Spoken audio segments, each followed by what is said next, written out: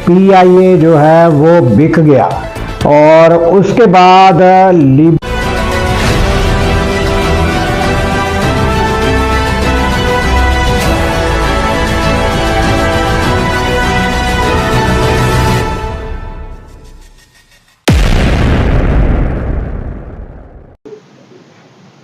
अस्सलाम वालेकुम, मैं हूं अब्दुल गफ़ार। पीआईए बिक गया तो ये नाजरीन जो है ये इसको हुकूमत जो है वो बड़ी खुशी की खबर पेश कर रही है। उसकी वजह यह है कि ये हर बार बहुत बड़ा खसारा जो है पीआईए की वजह से हुकूमत को बर्दाश्त करना पड़ता था और अब ये जो है ये आरफ हबीब ग्रुप जो है उन्होंने सबसे बड़ी जो बोली लगाई और 135 अरब रुपए में ये जो है उनके हक में ये बोली चली गई और वो ये जो है पीआईए बिक गया।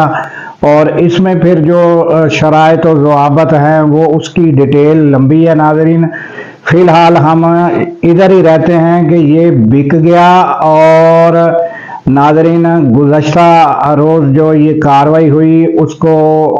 तकरीबन कहा जा सकता है कि साफ और शफाफ तरीके से जो है वो इसकी बोली लगी और ये जो है ये मामला तय पाया। और नाज़रीन अब आ जाते हैं कि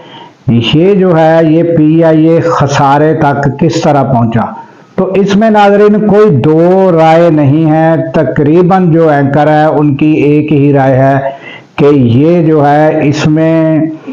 पीपल्स पार्टी और नून लीग की जानब से इतनी बड़ी तादाद में भर्तियां की गई और फिर उसकी हालत ये हुई कि वहाँ यूनियन वगैरह थी और वो इनकम कम तो खर्चे ज़्यादा, तो फिर हालात जो है आस्ते आस्ते यहाँ तक पहुँच गए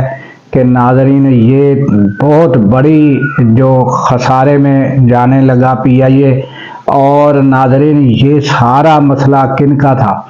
सियासतदानों का था कि पाकिस्तान में एक पीआईए जैसा जो है वो हमारा बिजनेस का जो जिसके ज़रिए बहुत बड़ा बिजनेस जो है पाकिस्तान को वो हेल्प कर सकता था वो भी तबाही के दहाने पर पहुंच गया। और नाज़रीन ये पीआईए वो था कि दुनिया के ममालिक के लोग ये पीआईए पाकिस्तान में आते थे कि ये किस तरह जो है ये इसको चलाया जाता है और किस तरह यहाँ समझो